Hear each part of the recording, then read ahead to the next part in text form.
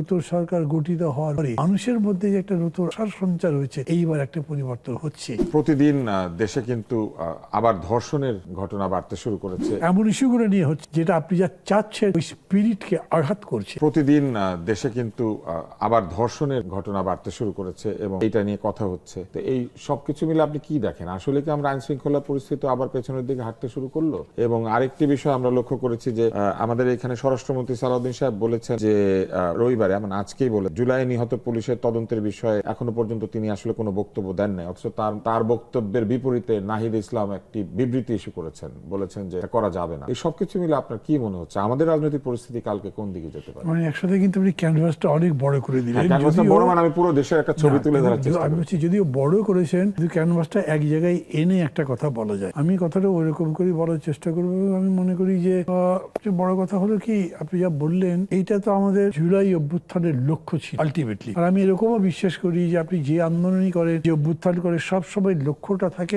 আরো সুন্দর জীবনের জন্য। সেটা সমাজ জীবন, রাষ্ট্রিক জীবন, আমাদের সবার ধারণা ছিল যে উন্নতি হবে, ব্যক্তি পারিবারিক জীবন, সবকিছুতে গুণগত রূপান্তর হবে এবং এটার জন্য একটা সমাজ চেতনা গড়ে তুলতে আসতে হয়। অভ্যুত্থানের সময় এটা হয়েছিল, গ্র্যাজুয়ালি এটা কিন্তু কমতে শুরু করেছিল। আমি বলছি এখন আমার এরকম বোধ হচ্ছে, এটা শুনলে অনেকে হয়তো কষ্ট পাবেন, কিন্তু আমার কথা ভুল হলে তো ভুল, আপনাদের কষ্ট পাওয়ার কিছু নেই, কিন্তু ঠিক মনে হলে রেকটিফাই করা উচিত।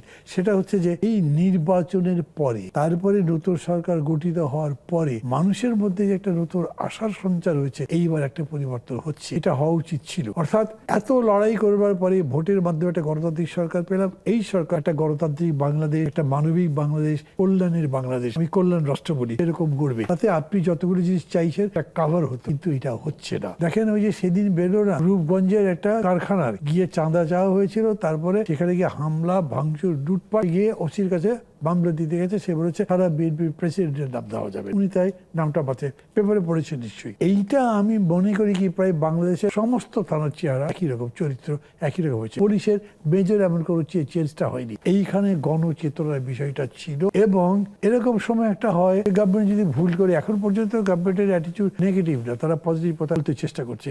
এই যে আপনি একটা ইফতার পার্টির কথা বললেন, ইফতার পার্টিতে প্রাইম মিনিস্টার গেলেন, এরকম কেউ আগে গেছে কিনা আমার মনে পড়ছে না। আমাকে, আমি তো ইফতার পার্টিতে গেছিলাম, ইফতার পার্টির পরে আমাকে কেউ বললো, ভাই এটা তো বাংলাদেশের প্রথম। আমি মনে করতে পারলাম যে কেউ গেছে কিনা। ইটস এ গুড সাইন যে উনি গেছেন। যাওয়ার পরে বক্তৃতা কিন্তু দুইজনই করেছেন, যদিও জামাতের যিনি প্রধান তিনি বেশি করেছেন এবং তিনি খুবই কোঅপারেটিভ একটা বক্তৃতা করেছেন। আমার কাছে মাঝে মাঝে মনে হয়েছে যে ঠিক অপোজিশনের টোন হলো না, একটু বেশি করে কম্প্রোমাইজিং। আর প্রাইম মিনিস্টার আসলে এই টাচ খুবই কম করেছে, উনি সাধারণভাবে বলেছেন ভালো। মানে তারপরেও তারা মিলে কিন্তু বলবার কথা, কমনলি যদি এই অ্যাপ্রোচ করে, আমাদের নিজেদের অপোজিশনের লড়াই আছে, কিন্তু এই বিষয়ে আমরা একসাথে কাজ করব। আপনি স্পেল আউট করেন, আপনি একটা প্রশাসন ঠিক মতো করবেন, এটা জনপ্রশাসন হয়, একটা পুলিশ করবেন যেটা জনবান্ধব হয়, এটার জন্য এই করবেন। এর বাইরে যদি কিছু ব্যতিক্রম হয়, দলবাজি নয়, চাঁদাবাজি নয়, কোনো কিছু আমরা অ্যালাউ করবো। একটা জাগরণের মতো যদি হতো, তাইলে এটা করতে পারতেন। আমি তো এটা অ্যাবসলিউটলি মিসিং দেখছি। ইস্যুগুলো নিয়ে হচ্ছে যেটা আপনি যা চাচ্ছেন ওই স্পিরিটকে আঘাত করছে। আমি বুঝেও যেন বুঝছি না এবং সেটা রিপ্লাই দেওয়ার চেষ্টা করছি না। এটা একটা অশনি সংকেত আমি মনে করি। এখন তো মানে কেবল শুরু করলাম, এত কড়া করে বলবার হয়তো দরকার নেই, কিন্তু এখন সজাগ হতে হবে, সেটা খুব তীক্ষ্ণভাবেই বলা দরকার। এখনই যদি হতে